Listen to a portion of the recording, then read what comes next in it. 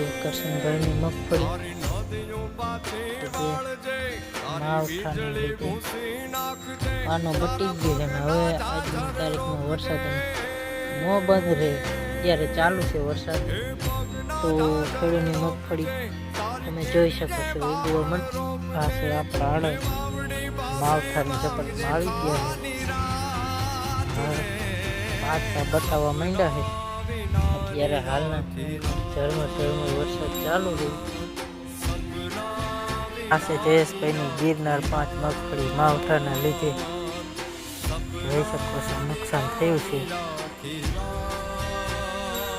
આનો અગાઉ આપણે બ્લોક પણ બનાવીશું આપણે 50 ટન અડદની જેમ જ માવઠાની ઝપટમાં આવી ગયા જોઈ શકો છો તમે